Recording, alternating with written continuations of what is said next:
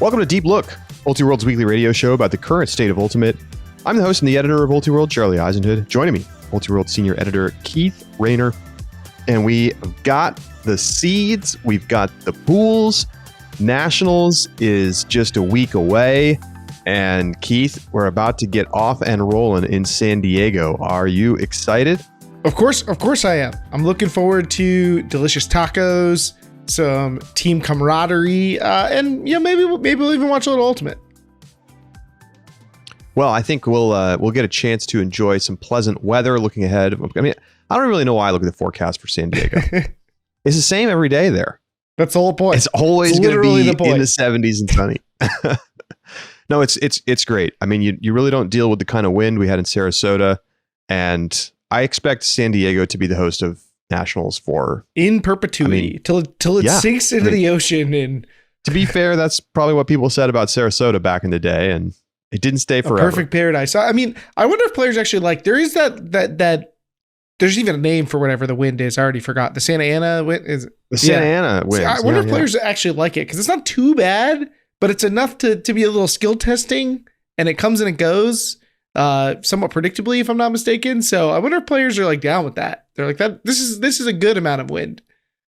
Tester wind. Yeah, throwers wind. Throwers wind. Yeah, I mean, I think some wind can be good for separating the wheat from the chaff, and it's when it gets above about 15 miles per hour that it starts to kind of cause the game to deteriorate.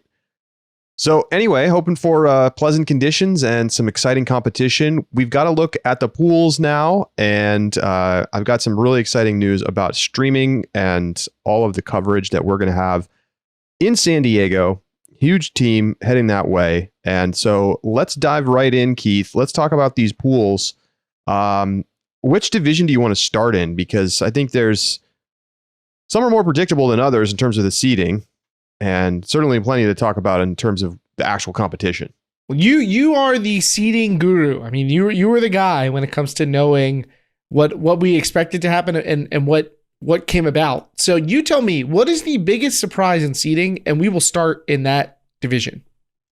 Well, I think we probably have to start in mixed then, because that's where I think you see the most interesting seeding decisions, both because you have a lot of volatility in the actual performance of teams during the season, and because you actually have some decisions that don't make a ton of sense.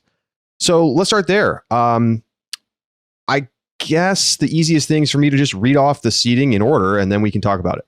So number 1 overall, Minneapolis Dragon Thrust. No surprise. They were the top ranked team. BFG number 2, despite the loss at regionals. AMP number 3, Hybrid 4, Mixtape gets the 5 seed, so they'll play hybrid in Pool D. Toro, Polar Bears, Exist. That rounds out your top 2 seeds in each pool. Then you got Noise, Shame, Space Force, Dirty Bird, Slow, Love Tractor, Red Flag, and CLX. So, Keith, the big surprise here is, and really the big question was, how do you deal with Mixtape? Because they're better than where they were ranked, which was 7th. But, you want to give them credit for the BFG win, but they also took a lot of losses early in the year that, should hold them back. I had them at the 6 in my predictions. They got the 5 ahead of Polar Bears. Now, what's interesting about this is that Polar Bears and Mixtape split games, and Polar Bears has a head-to-head win over Toro, 12-8. And Polar Bears was seeded the highest of those 3 teams, and yet got the lowest seed of those 3 teams at the 7. I can understand putting Mixtape at the 5 and having Polar Bears at the 6 and Toro at the 7. I get that. What I don't understand is what happened here, which is that Polar Bears inexplicably is seated below Toro despite both being ranked ahead of them and having a 12-8 win over them. I truly don't understand. The only thing I can really see is that Toro and Space Force are in the same region and they will not play now because Toro moved to Pool C. But Keith, it doesn't make much sense to me. This has always been pretty predictable. Like, we have a pretty good sense of what USAU does, and USAU is not apt to make a lot of changes here. So I definitely get why you are surprised. I'm not really sure. Like, I can see putting your thumb on the scale for mixtape a little bit. I think that there was always some chance that they would do that, although I would always bet against USAU choosing to introduce any human subjective judgment to seeding where they don't need to. But I'm not sure I really get polar bears behind Toro. And if it was for the reason that you mentioned, getting them out of the pool with Space Force, it would make way more sense to flip Space Force and Shame. Right. Because you always want to make the flip lower down the line where it might have less of an impact.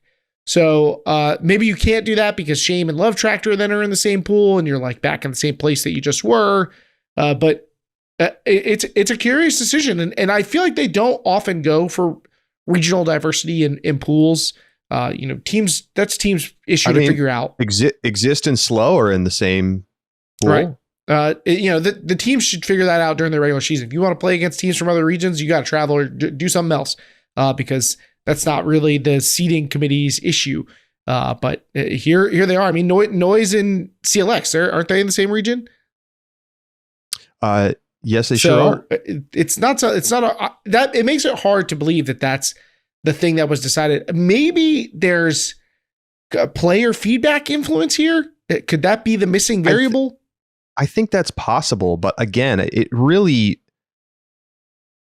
if there was one variable that kind of went Toro's way, then I could see it, but I don't get it with polar bears owning the head-to-head and the ranking. It's just that's not a decision that they almost ever make. So I don't know if frankly, if you're polar bears, do you prefer your pool? I think you might, because you're going to get, you're going to have a tough matchup at the top of your pool either way. Polar Bears gets BFG, Space Force, and Love Tractor. Toro gets AMP, Shame, and Red Flag. I mean, I don't really think you want Red Flag as the bottom seed in your pool. And Shame seems to me to have a way higher ceiling than the 10 seed that they're given. Yep. So to me, Pool C is brutal. I projected to have that be mixtape in that spot, and that pool would have been totally insane. Now it's just merely insane. Wow. Putting mixtape in there is absolutely bonkers. You're like giving yourself like 4 quarterfinalists, maybe 3 semifinalists or whatever in a pool. Like that's madness. Well, like, will you be surprised if Toro goes 0-3 in this pool? No, especially because Toro has been notoriously inconsistent. They have these oddball losses throughout the season. So even though they have some really good wins, they've also dropped a couple games. I can't ride with this Toro team anymore. So don't ask me to stand. I'm not sure I'm not sure I can ride with any of these Southeast teams. I think I'm going to make a bold prediction right here. You ready? Hit me. Combined 0-9 in pool play. Oh wow! Just obliterating. I mean, I'm hearing Dirty Bird is going to be missing some players. I've also heard that. Space Force is inflated because they played a soft schedule. And Toro, you've already disowned them. So what are we looking at? I mean, you're basically saying the entire Southeast is inflated. And that makes sense. They play each other a lot. So like it would boost their rankings and boost how they look if we have overestimated, or the algorithm is overestimated, all the entire region, basically. It's a bold prediction. I mean, it really is, because I think that it's possible that one of these teams is actually really good and we could find that out. But even so, like, Space Force has BFG and Polar Bears. Those are really good established teams. And then Love Tractor, if that's a game they can win, for sure. I don't know. I'm putting it out there. I'm low on the Southeast mixed overall, because I think we've seen that Toro has not showed up at nationals historically, and Shine did okay last year, right? Sure, they were competitive, but I mean, like, when's the last time we had a great Southeast mixed team? Like, a great team? I don't even remember. Yeah, it's been a long time. This is bold because it's a 3-team parlay, not necessarily because any of these specific teams going 0-3 is like totally beyond the pale. What do you think about this? We always talk about Pool D. We got hybrid mixtape Noise, and then CLX. I mean, they probably will not win a game in that pool, but hybrid mixtape noise. You've got 3 2021 semifinalists from nationals. That's pretty intense. Do you foresee this being as interesting as it could be on paper? Ooh, it really depends on what you make of Noise, who just has not really had the step forward that we thought they might coming into this year. I mean, they have basically no notable wins. Like their entire resume, they beat Slow 12-11. They beat Polar Bears 15-11 at US Open. That's their best win. And it is a good win. I should take that back. They do have one really nice win in hand. But otherwise, you don't have a lot to get excited about. They weren't necessarily great at World Clubs. So I do feel like, if Noise proves to be a flash in the pan, this pool could end up not being that exciting. And like, I think it would be more surprising to me if Noise wins this pool than it is that Mixtape dog walks everybody in the pool. I think Hybrid's too good to get just absolutely rolled. I think so too, but I think that's more likely than Noise goes 3-0. Yeah, I definitely agree with that. I mean, I to be honest, I think this ends up kind of looking chalk to my mind, which is Mixtape Hybrid Noise CLX with no, every team just wins against the teams they're supposed to win against. And yes, I know Hybrid's the higher seeded team, but Mixtape's the best team in the tournament. So nothing like predicting chalk in the mixed division. Surely it could not go wrong. I know. And think about how crazy last year was. It could happen again. I certainly, I know to expect the unexpected, but I'm just, for that particular pool, that's what I'm thinking. I'm looking at right now. All I'm saying is, if Mixtape doesn't finish second in that pool, does that put them on a collision course with BFG again? That's what I want to know. Do they have to play BFG again? No, I think I think they'd be okay. I do not think that's necessarily what happens. If they finish second in the pool? Yeah, they finish second in the pool, and BFG wins. And BFG wins their pool, they are not next to each other. If they finish third in the pool. AD crosses over against one of those teams. If they finish third in the pool, they would, but that doesn't seem like it. Okay. Yeah, who knows? I mean, Red Flag is good enough to probably finish second in Pool C. What a brutal situation for all those teams in Pool C. Amp, Toro, Shame, Red Flag. Like, Red Flag was in the finals of Worlds. And I don't think they're going to be like a top 5 team at the tournament, but I also think they're not the second to worst seeded team at the tournament. I agree with that. I would be surprised if they were the second to worst seeded team at the tournament. Although, and I literally didn't pick them to make nationals, so I would be surprised if that's how that shakes out. Where do you see upsets coming? Well, Pool C is as great a place as any. You've got a lot of good teams, so easy to see how matchups could get mixed up, how incentives could change, how teams could come off of high highs and low lows and have to play each other in weird spots like that. I definitely think that is a spot to look at. And then Pool A. We know very little about what to make of Dirty Bird. We know Slow will be solid. We had high expectations for Exist that they haven't quite lived up to, but the talent is still there. I definitely think that there's a shot here. I mean, don't forget Dragon Thrust lost to Sprocket at the Pro Championships. So they're not infallible by any means. Yeah, their record's pretty good, but a loss to Sprocket is the kind of game that they could get from one of these teams here. I think Pool A is the other pool that I look at for as potentials for upsets. Should be pretty interesting. We'll dive more into all of the matchups and brackets, etc., in our preview show coming up next week. We're also going to be recording that live this coming Friday in our Discord. So get yourself a subscription ahead of Nationals. You can listen in live and interact in the chat with us while we do our live preview show, and then it'll be out for everybody next week. But it's so much fun. Ultra Discord is the spot to be. And we'll give you other reasons why you should get yourself a full or a plus subscription a little bit later in the show. Okay, let's go to the second most interesting seeding division, the men's division. So your seeds for the men's division: number 1, Truck Stop and they earned that. They could win the Triple Crown if they win the national championships. Then you got Ring of Fire, Machine, Pony, Sockeye, Chain, Rhino, Bravo. That's your top 8. Double Wide is next at number 9. Temper, Revolver, Omen, Goat, Vault, SoCal Condors, and Mad Men rounding it out. Interesting here, there was kind of a question mark in my mind about what would happen with the Rhino Bravo double wide combination, Keith. Because Rhino had a win over Bravo, and Bravo lost the regional final to double wide. But Bravo was the highest ranked team of the 3. So what they did, they slid Rhino up a spot thanks to the head-to-head win, but they kept double wide ahead of, or they kept Bravo, that is, ahead of double wide in the 8 spot. And I think that's justifiable, although it does feel weird to see them seated directly next to each other, even though double wide beat Bravo straight up at regionals.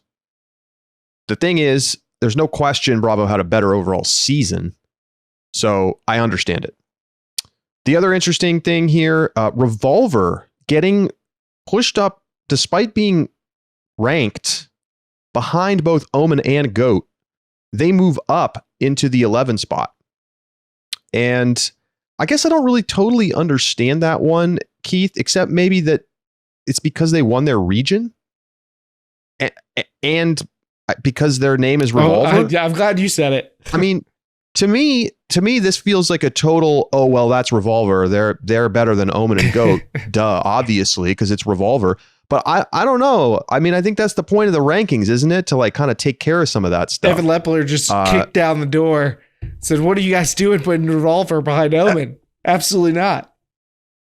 But I don't know. I don't really see the justification, considering that USA Ultimate typically does not make these adjustments unless there's clear head-to-head evidence for why it should be that way. And Revolver does not have a particularly compelling resume. They don't. They do not have a lot of good wins. So I don't know. I guess I understand it from like a historical perspective, but this is not the same Revolver that we used to see at the tournament. I mean, it isn't like the Omen resume is packed with bombshell victories. They beat Mallard 13-9, so there's that. But I mean, they beat Double Wide and Goat, and that's it. They lost to Machine, although they were more competitive with Machine than I think a lot of people might have expected. Well, and the rankings take account of all of these things, including margin of victory. I think Revolver probably should have been behind. I also think this is, the explanation for Bravo Double Wide is the rankings took account for the fact that Bravo lost to Double Wide, and Bravo was still quite a bit clear of Double Wide, if I'm not mistaken, right? Like there.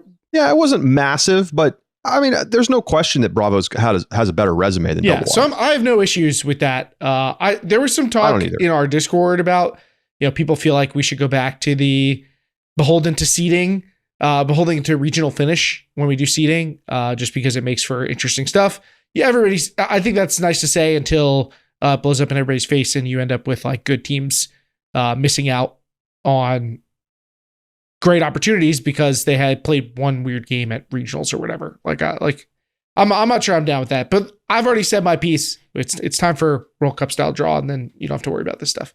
But yes, I mean, I guess what I would say about that, Keith, I don't think they should be beholden to it, but I think they should be inclined to use that data when possible. Well, so, for example, I think Double Wide being seated ahead of Bravo in this situation would make a lot of sense. But that data is also baked into not only does the algorithm account for the fact that the teams played each other in Double Wide 1, but it accounts for the fact that it was a recent result with the decay function. So it's not like that part is also baked in. It's true. I agree. I don't think it would make sense for us to have a situation again where we have like the Oregon men's college team getting seeded 15th because they, had a shock loss at regionals and then they make semis. You don't want to have to do that. Everybody knows they're just like a grenade, a landmine at the bottom of the pool. And it's better to be able to just avoid that by accounting for the totality of the season. Agreed. And this is also another case, maybe a point for starting to include the value of important games in the algorithm, like boosting the value of late games in the bracket, which this game between Double Wide and Bravo would have qualified for, and that might have changed how this worked out. So let's take a look at these pools. Where do you see the pool of death here, Keith? Well, I mean, Revolver as a 3C, you know, this is the I don't know that I really feel like there's a pool of death here, to be honest. I agree. I would say that these pools are almost entirely roughly even in strength. I don't even think there's a pool of weakness. Pool of life. I don't know. What's the opposite of pool of death? Pool of life? Yeah, I mean, especially like Double Wide feels a little more dangerous after they beat Bravo. And so, you know, when you look at that 3-seed list, Omen, Revolver, Temper, Double Wide, I mean, do you feel strongly that one of those teams is way better than the other? I guess here's what I'd say, Keith. Condors seems to me to be the best 4-seed. And so if I had to say one pool was tougher than the others, I would say pool C. Well, that's kind of like when I look at this, which, to be clear, sorry, just it's Machine, Chain, Temper, Condors, just for like clarity. If I assume that the top two in each pool are roughly equivalent, which I mostly do. Maybe you quibble with Chain Lightning if you're not a fan of their work. But if you think that beat Ring at regionals, right, if you think I think they're good, and yeah, they've done some nice stuff. But if you think the top two are even, like I think that the pools with the 3 seeds that you're shaky on, Omen and Temper, I think generally would be what people would be shaky on, have the scariest 4 seeds, Go and Condors. So I think it actually leads to 4 pretty evenly matched pools. Which 1 seed is most susceptible to getting upset in their pool? And by whom? Come on. It's got to be Machine, right? No, because it's day 1. Oh, that's fair. They're going to win all their games 15-5. They're going to lose badly in quarters. Yeah. I mean, I guess I say Machine. I mean, yeah, I had the vision of Ring of Fire getting embarrassed by a truck stop in my head. Like so bad that could Rhino or Revolver do that to Ring? Maybe. I don't think this Revolver team is going to be a pushover or anything. No. Yeah, I mean that feels like that. I think I would say C, but B's up there. I mean, Rhino's going to have a real chance against Ring, although I think it's a good matchup for Ring. I think they're happy to get that game. I mean, they blasted Rhino last year. I think Chain Machine is probably the most interesting matchups of the 1 seeds, or the 1 and 2 seeds, that is. Because I think Chain is an interesting team. But I also, again, I think stylistically Machine feels like a good matchup for Machine. I feel like they have the deep defenders to take care of, Brett Holzmeyer and the deep attack. It should be interesting. It's like a really strong offense against a really strong defense. And then, can Machine's O-line take care of the disc? I think if they do, they win that game. But Chain plays fast and loose a little bit, and I like it. And they're different than a lot of the other teams at the top of the division right now. Chain's going to have also some players that they didn't have when they already beat Machine at the US Open. Some players who I think could make a big difference for them. Having someone like Jeremy Langdon, having a Bobby Lay, like those could be difference makers for them in this matchup. But I definitely think that's a spicy one. It's a spicy matchup, and Machine. I mean, have they found the sense of urgency? Like, did they find that sense of urgency somewhere? Because we talked about them sleepwalking earlier, and that's the thing I'm afraid of for them. Well, I think that they are at least going to not just totally suck on day 1 again, because that's what happened to them last year. I expect that they will be much more focused than they were 1 year ago on pool play day. So interesting stuff. Truck Bravo should be fun.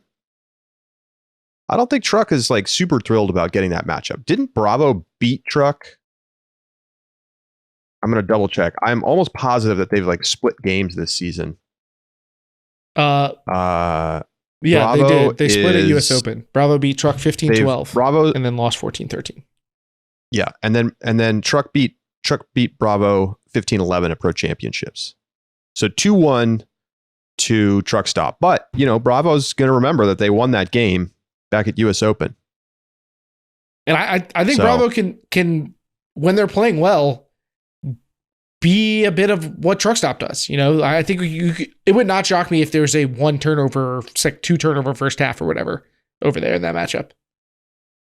Yeah, especially if conditions are good. A lot of efficient offenses this year. How do you feel about Sockeye, the year that they've had? They get pony and double wide and pool play.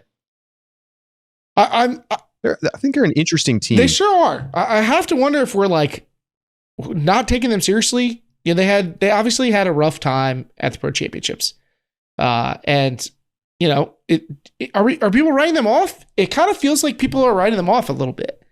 And you see Matt Rader maybe doesn't have quite the spring in his step that he used to. Dylan Freechild maybe not playing with the hunger that we saw in his ascendancy year. But I don't know. I feel like people are writing them off a little too much. But it's hard to get excited about them. I don't look at their roster and get excited. I'm like, wow, they've got this going for them. There are some players that are taking steps forward. Declan Miller, Garrett Martin. But I don't know, man. They're not an exciting team. And which is weird to say about Sockeye of all teams, right? I love that they're going to play Pony. I wonder if they love that they're going to play Pony. What's the matchup between? I'm gonna go to Ulti Archive and look up the matchup between these teams over the history, because last year Pony destroyed them. They haven't played this year, and then of course they played in the Classic semifinal back in 2019. No, was it 18 or 19? It was 18 when Pony won the title. So let's see. They didn't play this season. 2021, Pony beat them 15-8 in semis and had split games with them back at the Pro League Challenge early in the season. It's more or less a preseason game. And then you had Sockeye beat Pony 15-12 in the US Open final in 2019. And that was the year after Sockeye Pony beat Sockeye 12-11 on Universe in that total classic that you were on the call for, Keith, in the year that Pony then went on to dismantle Revolver in the final. Some great games between these two teams. I hope we get another one, but it's hard. You'd be hard pressed, I think, to say that Sockeye now is better than those older teams and that Pony is not better than they once were. Yeah, I mean, I think it's Pony minus 2.5. That's a fat line, but yeah, I think so. I think it's about right. Anyway, all right, more to come in our preview show. Let's go over to the women's division. This was much more straightforward seeding because there were a lot of very clear rankings and head-to-head results. Fury, Flipside, Molly Brown, Phoenix, Scandal, Brute, Sixers, Traffic. That's your top 8. Then we got Schwa, Riot, Grit, Nemesis, Parcha, Nightlock, Ozone, and Pop. Once again, a little bit of an unusual change up here where Nemesis got seeded ahead of Parcha, even though they had lost to them during the season. And they got seeded ahead of Nightlock, who was ranked above them. So I really don't quite know what's going on there. I think, again, it's possible that you look at it as like a regional matchups thing, but I don't see it because Nightlock ends up in a region with Flipside versus being in a pool. I said region, I meant pool. Versus being in a pool with Fury. So not quite sure what's going on there, but again, I think there's maybe a little bit of a sign that USAU is leaning on regional winners as being like a bonus. I'm not sure that Nemesis should get any credit at all for winning in the Great Lakes, but I don't really know how else to describe this, like, logically. It just doesn't make a lot of sense. Right. Either one of those moves, maybe you could explain, but not both together. Like, you can't buck the rankings and the head-to-head for no reason, which is what it feels like happened here. I mean, I can't say that I get it. I don't even know if you would be able to meaningfully parse those teams apart like with such clarity that, you would just be like, oh, well, Nemesis is clearly better than Nightlock and Parcha. Like, I mean, yeah, they didn't have a great regular season, but they're clearly better when you look at them on paper or when you look at what they've done over the years. Like, I don't see anything like that. So I don't quite get it either. Well, so let's talk about it. Where's your pool of death, Keith? Well, this all depends on what you make of the Northwest, I think, because Pool C and Pool D, nothing weird to highlight those two. Then you look at the threes in those pools. In Pool D, that's number 9 overall Schwa, and in Pool C, it's number 10 Riot. They played really close at regionals. Schwa, I think, had the better overall results. I think they played twice. So, I think in that estimation, you'd probably say Schwa. Maybe you feel like there's some meaningful difference between Brute Squad and Scandal right now. Maybe you're buying Brute Squad's regionals performance, but I don't know that I necessarily think those teams are a vastly different strength. I think they're pretty even. So I think it comes down to how you see Riot and Schwa. And so I think Schwa's got the better angle right now. And that makes me think Pool D's the toughest pool. Yeah, 4-5-9. It's classic. I do think there's a chance that Brute is the 5th best team. Sure. Coming into nationals. That they're better than Scandal. But I don't have confidence in that. I mean, it's just like Levka, Walchak coming and playing with Brute, and the fact that they won the region when they were expected to lose to Sixers.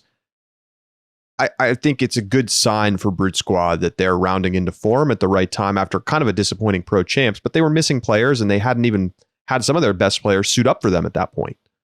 So ultimately, though, I think you're right that it's one of those two pools and they feel pretty balanced. Ozone and Pop at the bottom. Like I think Ozone has a higher ceiling than Pop, but not hugely so. Did we talk about potentially having a bet on Ozone and Pop? For who finishes? We didn't exactly decide how we would decide which of those teams was better. Maybe there's a chance. Is there any chance we get a head-to-head? They might play. I think they might play. Man, but if they do, it's going to be like deep in consolation, probably, right? Like, in theory, yes. It's not ideal. Maybe we need to do point diff. Who has the better point diff at the end of pool play? Is that a fair? All right, I have a question for you, Keith. To just wrap up the Ozone Pop thing. No, I think it should just be finish at the tournament. But there's a pretty reasonable chance they finish the same, right? Or no? I think there's a 15th place game. Oh yeah, you're probably right. I just hate for a bet to come down to like what two teams are doing in consolation. Like, yeah, what are you gonna do though? That's why I'm saying pool play where the teams are going for it. So you just want to do total point diff? Who is the better point diff? I mean, if we think Pool C and Pool D are pretty much even, it works out. If they have a tied record, you go to point diff. Okay, I'm with that. I'll take that. I'll take Pop on that side. The meaningful games.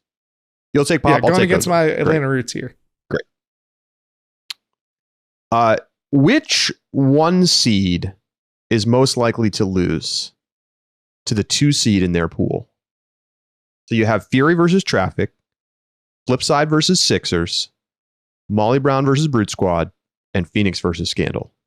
I'll do you one better. I will rank all 4 of those matchups. I love it. Because in my head, I'm just like doing the math right now. All right. Least likely, Jury Traffic. Big shocker there, right? Then I would say... I mean, look, Catherine Menzies, if she's playing, Traffic's going to be interesting. Look, I have been a fan of Chewy for basically as long as I've been covering the division, and she would be like the 6th best player on Fury. Like, come on. I'm just trying to keep it interesting. It's fair. All right. Okay. So that one's the least likely. Then I would say, I mean, how can you not say Phoenix Scandal? 15-5 at Pro Champs. I know Scandal has the showcase win. 15-5 at Pro Champs. That feels like the next least likely one. Not impossible. We've seen Phoenix lay some eggs, but that feels like the second to least likely one. So it comes down to Pool B and C. I'm going to say that Molly Brown Brute Squad is less likely than Sixers Flipside. I think Sixers flip side is the most likely upset. I'm high on Sixers. I'll come out and say it. I'm high on the Sixers team. Flip side, I think is going to be pretty good, but I've come out and also said I'm unsure about a team in their first year going to nationals, even though they have a bunch of experienced players. They just haven't done it together. That may not play out until later in the bracket. May not play out at all. They're a talented team, but this is a great test for them. Molly Brown's looked really good, but their nationals performance history is pretty checkered, and Brute Squad's is pretty strong. So I can see making the argument for Pool C, but I'm going with Pool B. That's also probably the matchup I'm most excited for in all pool plays, Flipside and Sixers. I'm all in on Flipside being legit. I think that Molly has the best chance to get to lose. I think Brute Squad is slightly underseeded because of their season, and that in fact, because they're adding a bunch of extremely good players to their roster for the postseason, they're going to be difficult out. And I'm also betting on the history of Brute Squad, which, remember, we've seen this team look, always good, but maybe a little pedestrian. Remember the year they lost to Sixers at regionals, and everybody was like, oh my God, the sky is falling. This Brute Squad team, what's happening? And then they showed up and they won nationals. Now, I don't think they have enough talent to win nationals. I was going to say, that team had Cammy Groom on it. Sorry. They don't have Claire Trope anymore. They don't have Cammy Groom anymore. They've lost some of the pep in their step. But I think that Molly has historically underperformed at nationals. It has to be said. And Flipside's resume is really impressive. They've played Fury 4 times. Twice, they lost by 1, including in the finals of the Bay Area tournament. I don't know if it was technically the finals, but it was the deciding game for who the winner of the tournament was going to be. They beat Molly by 3. They have not lost to anyone else except Fury. And, they phoned it in the regional final. They sat a bunch of players and didn't have everybody, and they still comfortably beat Nightlock. I don't know. I think that they're actually really good, and they have multiple players that I consider to be top 25 players in the division right now on their team. And it's hard not to think Kayla Heldon's not playing the best ultimate of her career right now. I think they're really good. I think Sixers probably loses that game by 3 to 4 points. And Brute Squad should lose to Molly, but I will not be shocked if they win that game. Those are the two that I look at and feel a little more like I'm unsure. I feel like these one seeds could falter. Flip side, for Kayla Heldon's playing the best ultimate of her career, so is Britt DeSantos, right? Britt DeSantos is on the up, and she's going to be a real handful. Molly Brown, they have a rocky history, but they look about as good as they've ever looked coming into nationals. So I think there's plenty of reason to be excited. They obviously have a bunch of great players. The Cardenas twins are at the top of their game too. So yeah, I think that you can make the case the other way. I feel like I have a compelling case the other way already. So both of these two stand above the others in my mind though. So I want to give a first look at our streaming schedule. By the time this airs, I think it will be publicly available, but we're pretty excited. We're doing some new stuff again this year. Once again, we'll be streaming 2 streams per round, but really we're doing a lot more than that. So every round from pool play through the first 2 semifinals, we will have a game streaming for free on youtube.com. It'll be on the Ultiworld and the USA Ultimate YouTube channel. Everything will be available at ultiworld.com/live. So if you're just looking for one place to go during the tournament, ultiworld.com/live, find all of our coverage, all of our live streams, everything. And instead of just doing a second game every round, Keith, we're going to be bringing back Field Pass, which debuted at the Pro Championships, where we were streaming 3 games in kind of a NFL Red Zone style whip around show. But now we're doing 4 games in our Field Pass broadcast every single round. And not only that, Keith, we're also going to stream each of those 4 games in their entirety in a separate broadcast. It'll just be natural sound, so no commentary, but it'll have a scoreboard and you'll be able to, if you just want to watch one of the games, you can just tune in and you can watch the one game, or you can set up two screens and you can have Field Pass going on one, and you can have your key game going on the other screen, and you can have your television playing the YouTube game. It is going to be hopefully an immersive experience. Try to capture as much of the tournament as we can. What I'm super excited about, Keith, is that for the quarterfinals rounds, there's 2 rounds of quarters, and there's 12 total quarterfinals. So there's 6 in each of the rounds. What it means is that we're going to be we will have a full broadcast capture of 10 of the 12 quarterfinals, 5 per round. And if that 6th game gets interesting, we're going to have an extra camera to go over there and pull it into the Field Pass and get eyes on it. So this is going to be an unprecedented amount of coverage at the Club Nationals. There's going to be so many streams, and games are going to be available immediately following. Now, the Field Pass and those extra broadcasts outside of YouTube, those will only be available to Ultiworld Full and Plus subscribers starting at $12.99 a month. So we hope that you'll get a subscription and you can join the Discord, get in on all the conversation going on in the Discord. Tune in for Keith and my Deep Look live preview show and all of the other great benefits that a subscription comes along with. So, Keith, you're going to be doing a bunch of the Field Pass stuff. Are you pumped? Of course. I mean, surely we probably should have like doubled the price. Think of all the stuff that you just added to Field Pass that we didn't. You increase the number of games that are going to be on Field Pass by not only by adding one, but also potentially adding in a 5th roving one on top of that. Then you get the individual streams available. If you just want to watch it, maybe you're in the office. It's Thursday and Friday. Maybe you're in the office and you probably can't listen to the sound anyway. So just have it on in the background or something like that. I don't know. Maybe you can hit on my guy Daniel Prentice and he'll do private commentary for you for a fee. Get your own commentary source.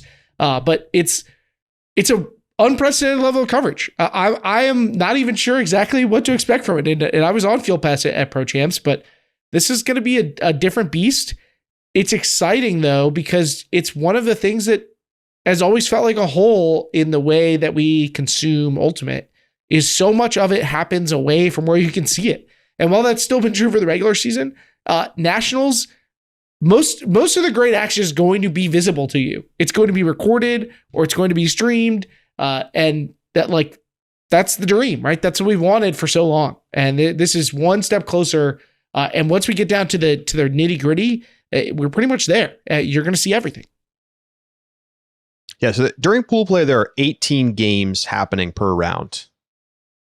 And then in pre-quarters, there are 12 games happening. And then you get down to 6 games happening per round in quarters. And then, of course, with semis, ESPN will be doing their typical 4 staggered. And then we will do the other 2 that will be airing concurrently at 10 a.m. On Saturday. And then the ESPN will do the finals. So, there's still room for growth in terms of covering pool play and pre-quarters, but we're getting to the point where it's going to be realistic to capture basically all of the key games from quarters onwards. To be fair to us, and it's crazy to even want to put on 18 games at once. That's not happening anytime not even soon. If it could, it's like it doesn't really make sense with the audience of Ultimate. We're just going to split everybody up. Yeah, it's great for people to be able to watch the game that they want to watch, but how could we possibly produce that? I can't even think of something that's quite like that. Maybe a tennis tournament where there's a bunch of matches happening tennis, at once. But in tennis facilities, they have hardwired installed cameras on every court. Right. And a lot of those games are just broadcast with no commentary, just sort of, the tennis matches early at the US Open, you tune in and it's just the game. You just hear the sounds of the ball and that's it. The format is not friendly to bringing you all the games. That it is not a media issue. The format itself is hostile to presenting you everything at once. So anyway, I'm super excited. Of course, the goal is to try to make it more fun to be part of following the tournament, especially in the early rounds, because one thing I think maybe the most important thing about this is that it lets us focus on the interesting stories that are happening on day one.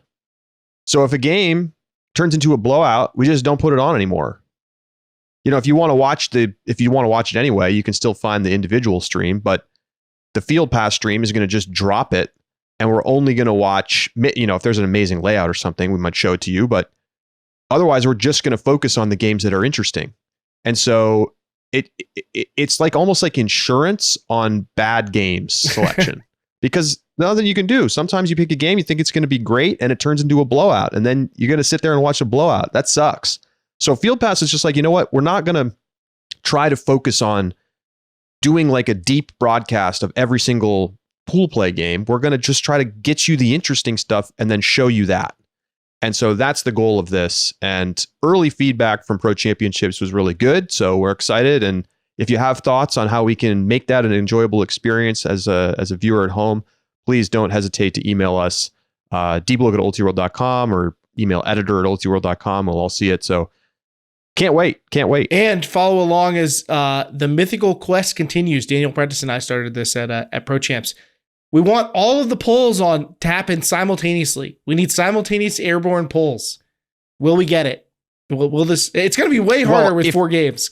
But if teams actually just did the poll on the horn like they should, then we would. It's definitely possible. But it's not likely. I feel like 4 games is really going to cramp our ability to get this. But I'm still hoping that we're going to get the mythical four polls in the air at once. We can come up with a snappy name for it if somebody's got a good idea. Do you want to talk about the games that will be streamed? Well, yeah, absolutely. What stands out to you, Keith? What are you excited for? All right. Well, you look at the main stream schedule for our showcase individual games. Round 1, we've got Philadelphia Amp and Fort Collins Shame. Round 2 on Thursday, Scandal and Schwa. Then round 3, we've got Truck Stop and Bravo. And round 4, we've got Hybrid and Mixtape. I mean, it's no surprise. I mean, round 4 is always where the juice is in pool play. And I'm hyped for Hybrid and Mixtape. These are, like you mentioned, 2 semifinalists from last year. 2 teams really talented. A number of players that are some of the best in the mixed division. A real meaningful result, right? Like generally the winner of this game is going to have such a big advantage in the bracket. So I'm really, really excited for that one. That's the one that I've got my eye on as far as the mainstream games go. But then with all the Field Pass games, there's so many games to pick from. Yeah, look at Field Pass for that 345 round that you mentioned, Keith. Oh, it's wild. We've got Molly Brute, Flipside Sixers, Machine Chain, and Pony Sockeye. I mean, come on. Like, even if 2 of those games are bad, there's no way they're all going to be bad. I'm still in for Flipside Sixers. I truly can't wait. Still deep in the tank for Flipside Sixers. As in, that's the game you're most excited for? That is the game. That is the game to watch for me. Feels like a critical game to win, too, because then you dodge the pre-quarter, you get a better quarter matchup, everything. Yeah. Like, who does the loser of that game play in the next round? The loser of the... assuming they make quarters, right?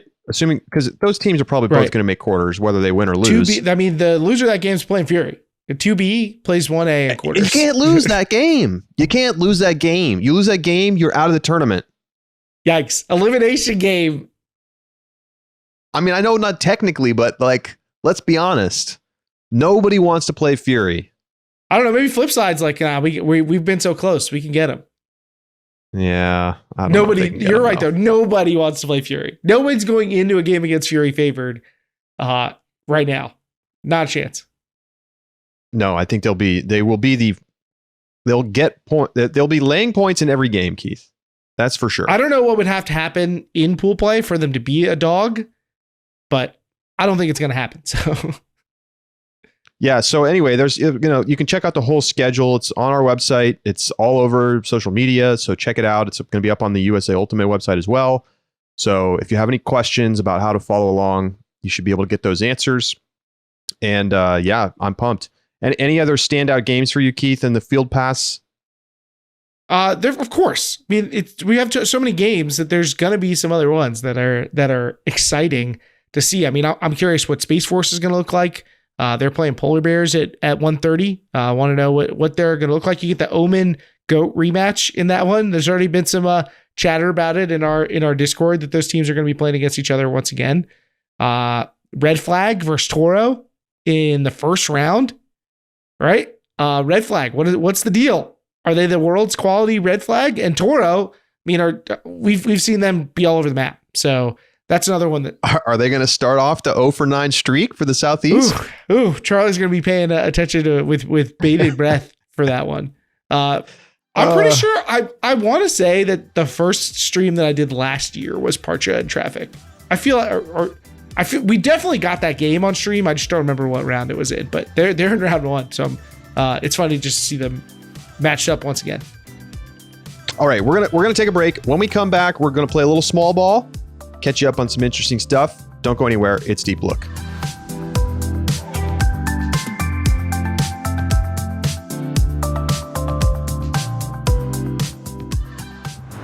Time to tell you about our friends at Sunset Lake CBD. Now, Sunset Lake CBD is a hemp farm located just outside of Burlington, Vermont. For years, Sunset Lake produced milk for Ben & Jerry's ice cream, and in 2019, they diversified and started growing hemp for CBD. Sunset Lake CBD believes that their farm-table approach is the best way for you to get responsibly produced, high-quality CBD products that actually work. Sunset Lake CBD crafts topicals, gummies, oils, and more to help with stress, aches, and sleep. And for me, it was that first one that got me reaching into my my Sunset Lake CBD kit to help take care of a stressful situation for us.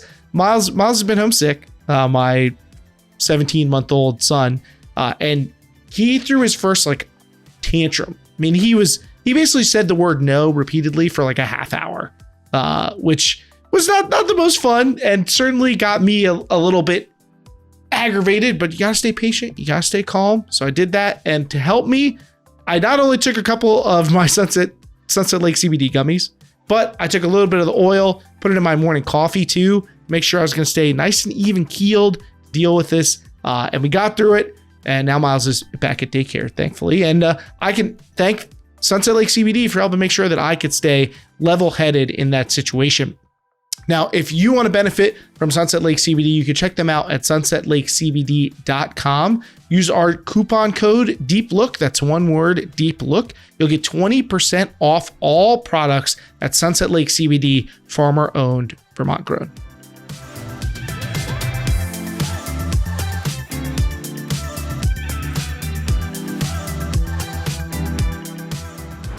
Welcome back to Deep Look. Time to play a little small ball. Keith, take it away. All right, so we've got a couple different topics to touch on. They're kind of all over the map here. So we're gonna travel around to some different parts of the Ultimate World to get to these three. And speaking of the Ultimate World, WFDF came out with their 2023 event calendar. So we have a sense of what the future is going to look like for international play moving forward into next year. It has been a weird time for WFDF scheduling. This past year was extra odd. We all know that there was the big schedule crunch. So we'll get a little bit more back to normal. And that starts with the under 24 Ultimate Championships. We just had the US tryout lists announced for that as well. You can find that on the site. That's going to be in early July. And then, they've got championships running throughout October and November around the world. Those under 24 championships will be in the United Kingdom. They're going to have the AO championships in the Philippines, all African championships in Kenya, the World Beach Ultimate Championships going to be in the US, in California, and then you're going to have PALC in the Dominican Republic. So a nice flush schedule, but not as wild as it was this year with everything happening in the same place weeks apart. So it's good to see international Ultimate kind of returning to form. I'm excited. We're back on kind of a normal schedule, and U24s was so fun in 2019. Supposed to happen every 2 years, but they had to cancel it in 21 for obvious reasons. And then Beach coming back. Somebody told me recently that Beach is the most fun ultimate event that they've ever been a part of. World Beach. I've never been. I'm looking forward to being there this year because it's 1 week after Club Nationals in LA. I'm intentionally annoying the people from LA by saying that it's in LA because it's technically in Huntington Beach. I don't know the difference, but neither do I. Across the country, so I look at the map. I'm like, oh, it's in LA. I'm sure there's a comparable in your area. It's 30 minutes south of LA. I can hear them yelling at me. Downtown Manhattan is 30-minute train ride from me. Anyway. All right. We've also got the AUDL All-Star game that's been announced. It's going to take place in Portland in November. It's a little weird that it's so far from the season, but do your thing. Do it differently. There's two parts of this I think that people are interested in. Obviously, the player pool is going to get people excited. You always want to know who the All-Stars are going to be. There's going to be at least one player from each team, and there'll be some additional fan voting to pick the other players, but they're announcing the teams by division right now, or the All-Star selections by division right now. So I think they're probably, by the time you hear this, they'll at least have 3 of them out. I don't know where they'll be on the West, which will be the last one remaining. But we're seeing the All-Star names come out to start, and then there'll be like some fan voting and stuff down the line to help bring in the final total. I think they're trying to get to 30 players, it's a lot. But yeah, it should be fun. But I think what a lot of people are talking about is that they're going to have some experimental All-Star rules, something I think pretty much every pro All-Star game should do, because why not? All-Star games should be fun. And so here are the experimental rules they're going to use for the AUDL All-Star game in November. 5-second stall, so they're shortening the stall count. I don't know what our friends over at Stall 7 are going to do. Then they took this idea from us, right? Who else is talking about backcourt? You and I were talking about backcourt, Charlie. They're going to have a backcourt violation where you can't... Keith, that's 100%. You can't go back past the 50-yard line and once you cross it. That's not quite what we talked about. It's a simplified version, but I get why they chose the simplest option. I believe that I personally convinced Tim DeBile to implement this rule at the All-Star game. I mean, I like it. I like it. You got to go out and politic for us. And they can call it the deep look rule. I mean, that's what we're coining it that if it sticks. You don't want to get a deep look violation. I don't know if I like the implementation, but we'll discuss later. Right. Then they're going to pull from 10 yards into the field of play. This is the one that caught me the most off guard. I don't know where this one came from. And then, of course, the 2-point line. 2 points if the disc is released from behind the brick mark line. So presumably the receiving team's brick. The opposite brick. Yeah.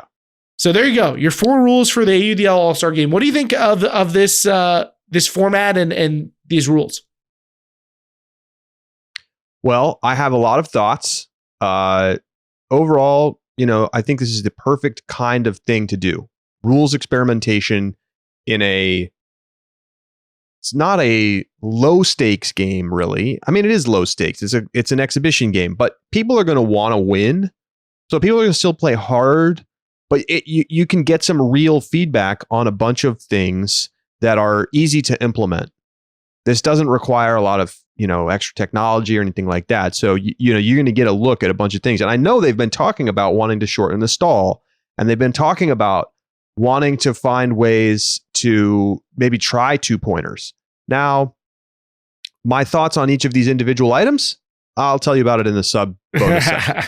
Out the back, join us, get your subscription. It's Nationals time, and we'll talk about it there. Really, never been a better time. There's never been a better time.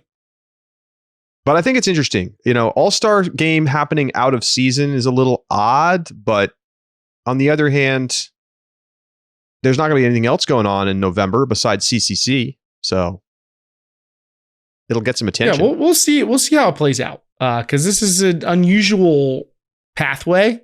And you don't see, I feel like the AUDL really try to do things differently. And who knows what confluence of restrictions led them to do it this way. But whatever it is, we've got this now. Are we going to get awards? Are we going to get an MVP or what's going on with that? They must be waiting for this All-Star stuff before they maybe do they're going to factor that in. That's the only explanation. I don't know what's up there. Any more rules you need from us, let us know. You know how to get in touch with us. We got you. Okay. The last of the small ball items I want to touch on is the club player survey. So this is a survey that went out from the club representatives for USAU, these player selected positions. And they're basically trying to get a sense of how club players feel about the season in a bunch of different aspects. But I'd say mainly assessing, Triple Crown Tour, media partnerships, how teams are feeling about travel, commitments, about the quality of tournaments, all these types of things. So really, we talked about after the death of the Olympic dream, dramatic as it feels to say it that way, that there could be some real reassessment, some real reflection and coming up with a new strategic plan, like really trying to get a sense of where Ultimate should go next and how we should try and get there. And this kind of survey feels like exactly a starting point for that, or at least a piece of the puzzle. I highly encourage people who are engaged to fill it out. They need as much data as possible. And, if you're going to be on Twitter and complain about stuff, might as well try and be a part of the solution, right? I mean, I'm so excited to see the results of this. And my understanding is that they're going to try to make at least general information about the answers to this survey public. But, there's questions like the time between points is too short, about right, or too long. Should the rules allow for non-injury player substitutions during timeouts? Would you say that observers are too involved the right amount, or not involved enough? How do you think they should do active calls for observers? Should there be more? Should there be fewer? And, then plenty of questions about like roster sizes, when the series should start, how the regular season should be formatted. And like, look, Keith, we obviously get on this show and talk all the time about these topics, but we're not players in the division. We have an outside view of things, which I think is a valuable perspective. But at the end of the day, what do the actual players think? Do they like the Triple Crown Tour? I mean, we hear generalized complaints on social media, but this actually allows you to get direct feedback. And I would say that revealed preferences show us that teams prefer to set their own schedules, do less travel. That's what we're seeing from the elite teams generally. But then they tend to also like to play at least one big tournament, but they usually want to choose which one, depending on what's closest to them, right? So I think, I am excited to see what the data show us here. Do club players think you should be able to substitute on timeouts? I think you should be able to substitute on timeouts because I think it's been shown to me that it's a highly effective strategic lever to pull in the pro leagues. But if players are like, no, absolutely not, we don't want that, then I'm going to shut up about it. I'm probably not. Yeah, that doesn't sound like. Look, but maybe you haven't played club in a while, and then sure, I haven't played in 5-6 years, something like that. But I'm back-to-back summer league champ. I feel like my opinion carries some weight. Like I should be able to fill out the survey. That's what I'm trying to say. I think you should fill out the survey. I think it says what club team did you play for? So well, but it says what were your roles in your team? Player, captain, spirit captain, coach, observer, or other. If an observer can fill it out, why can't you? I mean, I definitely am observing a lot of Ultimate. We both observe. I'm a talking head. Is that an option? I don't think there's anything wrong with fill it out. Put your name down and your email down. Yeah, they'll probably just think it. I don't see what's wrong with that. Yeah. I think we're as much stakeholders as other people who are involved in Club Ultimate. Probably more so, right? All things considered.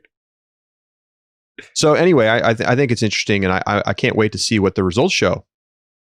I'm hoping we get to see it. That's the thing. It's like there's definitely questions. I'm like, I wonder what people are going to say to this. I wonder how much it's going to lean this way or that way. So hopefully we get to see some public results, and hopefully there's enough there to actually say, hey, this represents a meaningful part of the community. If 18 people fill it out, what good is it going to do? Okay. There's a great question in here, all right? True or false? I knew my team's TCT requirements in 2022. It's like one of the first questions. But here's the options, Keith. True, false, and I don't know what TCT is. It's literally explained earlier in the... People are going to troll pick that one. Oh, you gotta be careful with survey design, All right. Is that it for small ball today? Got anything else? I think that's it. I mean, hashtag the game coming to a ulti-world near you, I guess. And the Beat Charlie Challenge is coming up too. Yeah, it sure is. And beating Charlie is not always easy. Yeah, 91st percentile last Club Nationals, right? I believe so. Or no, actually, no. All right, I'm trying to go for the dub. Last I Club want to Nationals, actually I think you were like everyone. the 72nd percentile, but okay. The time before that, it was like 91. So you gotta fight back again. I am trying to outright win against the hundreds of people who enter this contest. I'm going to win. I'm going to be at the best bracket. If you 100%, bro, woo, I can't wait to hear the chirping on the show. We got to do something special on the show. If you not a single person 100% ties or is a lot beats to you. ask. That's a lot. Yeah.